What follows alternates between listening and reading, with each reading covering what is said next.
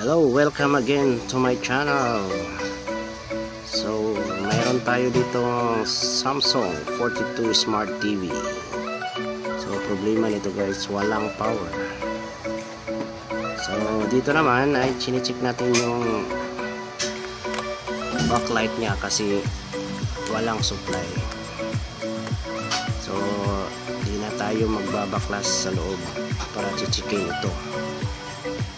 Kadalasan gamit lang itong backlight tester, makukuha natin yung problema kung may problema yung backlight.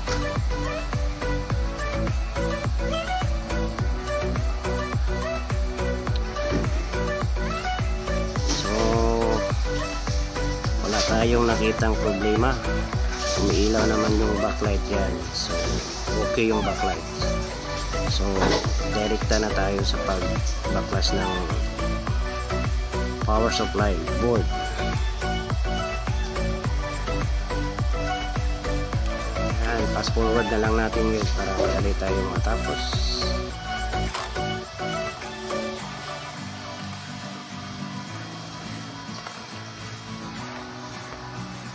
Ayan, nilalagyan ko na lang ng folder kasi para hindi na ka-ground.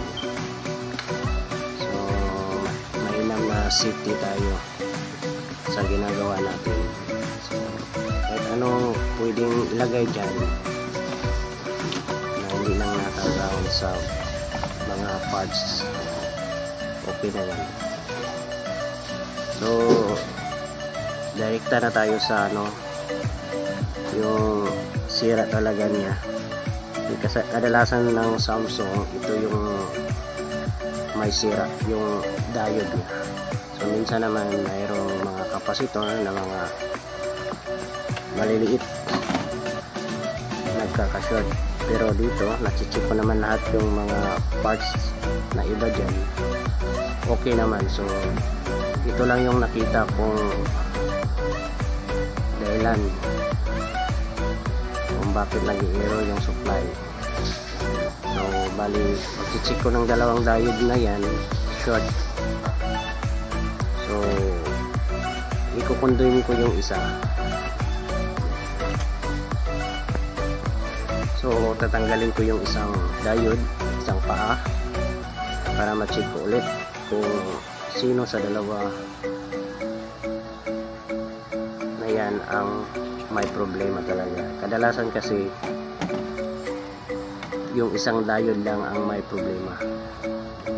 So yan, bali yan, na-check ko na yan, yung isa okay yan. Yan, okay yan. Yung isa na yan,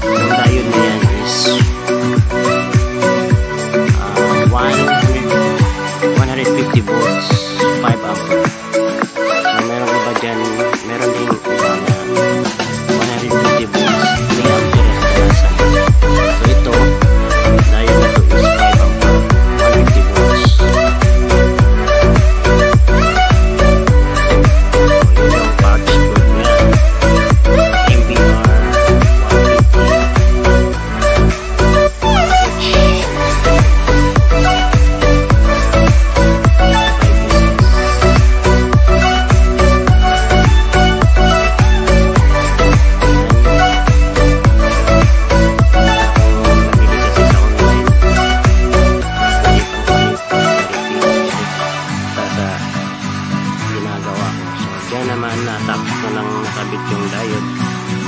Hindi ko na napakita guys, shortcut ko na lang.